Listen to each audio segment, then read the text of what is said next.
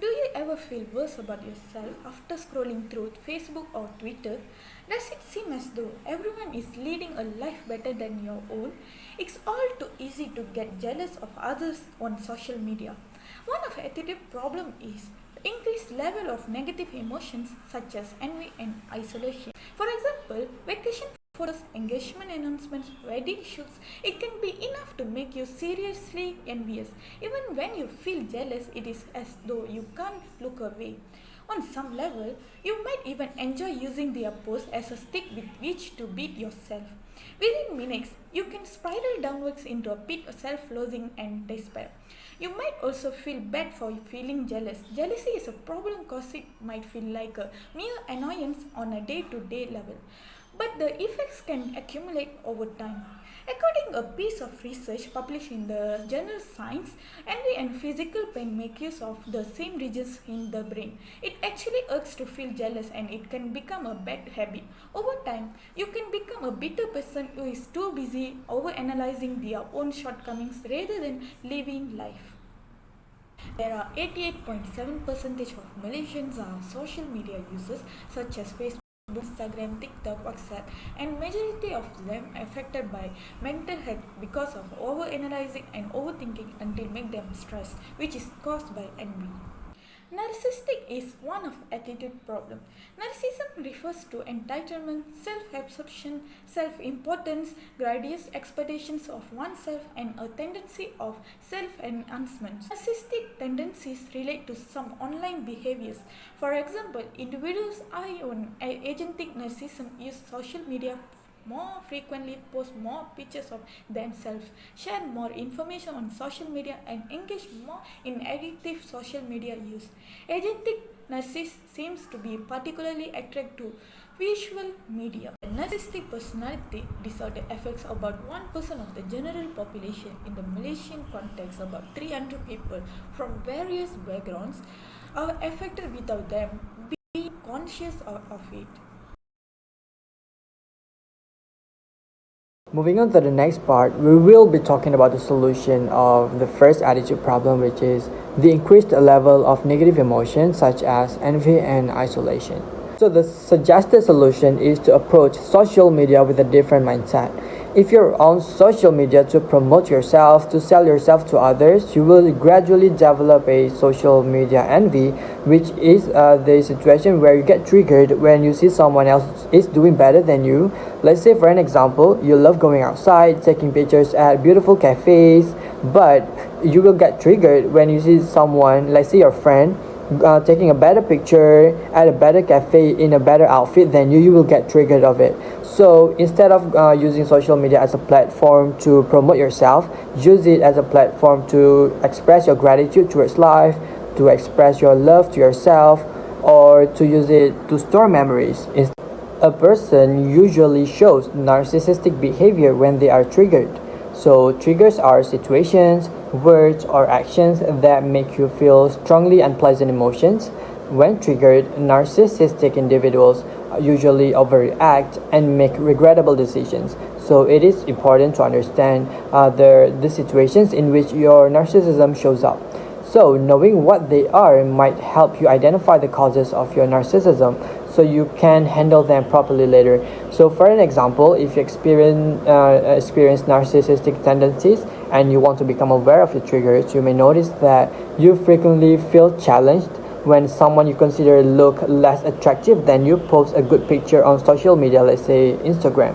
So start keeping track of your personal triggers, whatever they may be. Carrying a notebook or taking notes on your phone might be helpful. So over time, you will begin to recognize the patterns regarding how and when you react when other people trigger you. Hello everyone. Today, I would like to discuss about racial discrimination. First, let us look at the definition of discrimination. Discrimination is when different groups receive different treatments from people.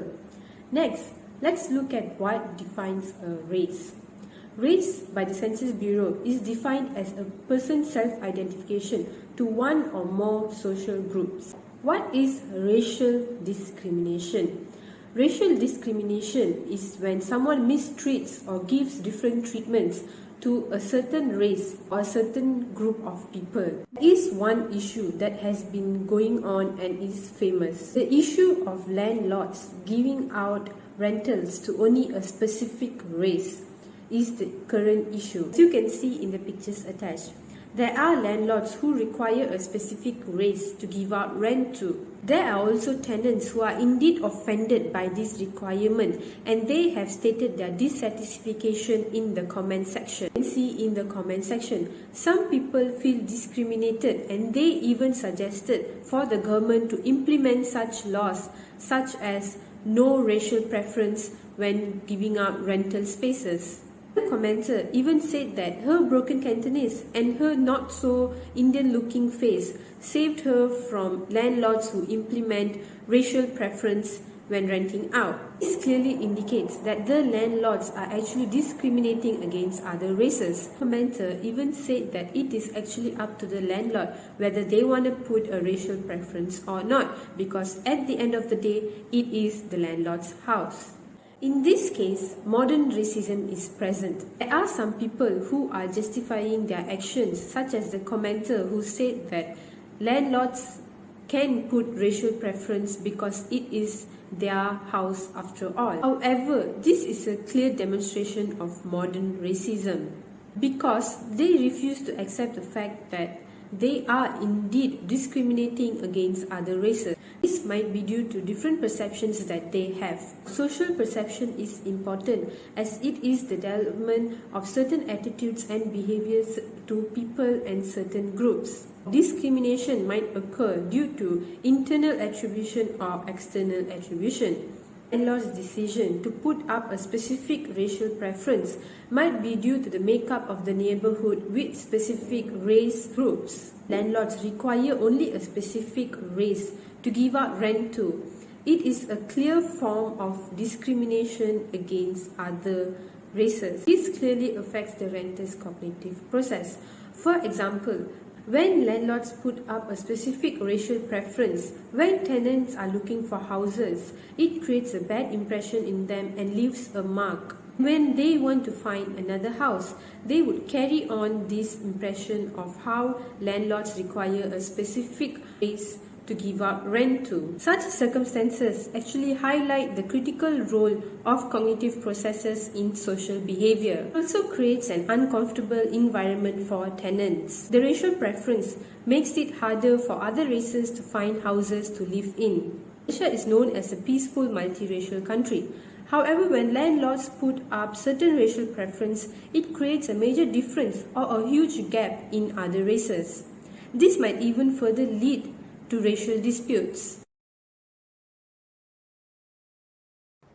Moving on to the solution of racial discrimination is firstly the school board must ensure that every student is being educated on ethics and moral values and be reminded of it every time. It is crucial for young people to learn about equality and also social justice so that they can thrive in our increasingly global multicultural society. This must be taught since they are very young, such as elementary school. This is because that is the time when children's cognitive development is growing. Based on Piaget's theory of moral development, found that young children will focus on authority mandates, and with that age, children become autonomous, evaluating actions from a set of independence principles of morality. By implanting the awareness of respecting other people's race and also culture since they are very young, the students would not disrespect and treat other races differently. Another way to spread awareness is through social media. Since almost everyone is using social media, it can take a matter of seconds to share and spread awareness. For example, since the tragedy of George Floyd, who was killed by being shot by a police officer that was caused by racial discrimination, many people started sharing posts related to Black Lives Matter. Once many people started posting about it, it would create a sense of social pressure. Everyone else would start agree with the statement and share it to other people as well. This also proves that as the group size increases, the effect of conformity increases too. So, what is prejudice and what exactly it is called? Well, the term of prejudice refers to a frequently unfavorable preconception or attitude towards individuals who are members of a certain groups. Even if it happens on an unconscious level, it has the potential to have a significant impact on how individuals act and how they connect with other people, and particularly those who are different from them in some way. Discrimination and prejudice are two concepts that always make people confused. However, people should not be confused with one and another. Discrimination is when unfavorable sentiments toward members of a given group are acted upon, whereas the prejudice refers to holding negative view towards members of a certain group. One of the prejudices that persists in Malaysia is the idea that women are not naturally suited for a position of authority. The attitude of the general public about women in leadership roles are more sexist than the fact would suggest. These circumstances arise due to gender stereotype, societal and institutional forces, and an individual mindset, all of which contribute to the issue.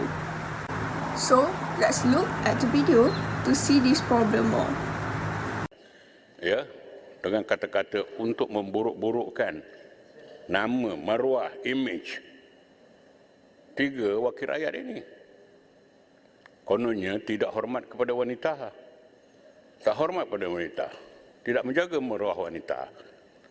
Saya nak bagi tahu Datuk Speaker, mereka tak kenal siapa ni tiga orang. Bagaimana kita menjaga maruah wanita? Bagaimana kita menolong wanita? You don't know how we treat our wanita. Yeah. You don't laugh. You can ask, tanya wanita, UMNO macam mana? Yang kita masalah ni wanita, beberapa orang wanita di AP. Perangai tak senonoh, mulut capul. Apa motif dia sebut nama tiga orang ahli parlimen semalam? Yang menuduh kata tidak hormat wanita, tidak menjaga maruah wanita. What is the purpose? I think woman is not born to be a leader tau. So women are not born to be a leader. A men are born to be a leader. So I think for women right, I think semua patut ada the rights because we are all human. Okay, as Leah just explained about prejudice just now, there are also effects of being prejudiced. Prejudice can impose very dramatic barriers or invisible barriers on individuals. For example, in the United States, many children are raised with certain beliefs, one being the American dream. The children are taught if they apply themselves and work hard enough and set their sights on what they want most, they can achieve it by persistence. They are not taught about certain social barriers, such as racial or gender discrimination in hiring or in job promotions that may present themselves throughout their lives that counter the progress made by solid work habits. These are the effects of being prejudiced, and I would like to explain further about the solution against this prejudice. Okay, the first step, this is a really important step in the fight against your everyday prejudice, is to recognize them and to acknowledge them, that we are all affected by them. Everyone has definite ideas about certain groups of people that never apply to all members of that group. The second step is to try to make sure that your own prejudices do not determine your behavior. Prejudice should never lead to exclusion or discrimination against others. And the third step, the final step, is to react. If someone around you hurts other people, insults entire groups, or uses prejudices to define them, react. Oppose them. React in your own circle of friends and acquaintances that can respond on social media.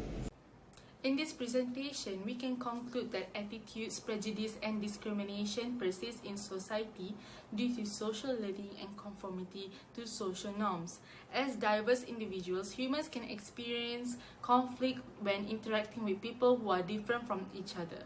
When individuals come from a different social group, prejudice or negative attitudes and judgments is common. Discrimination may result from a lack of tolerance for minority groups. Various social identities, including gender, color, and social class, and others, can be the basis for prejudice and discrimination against other people. That is all from us. Thank you so much.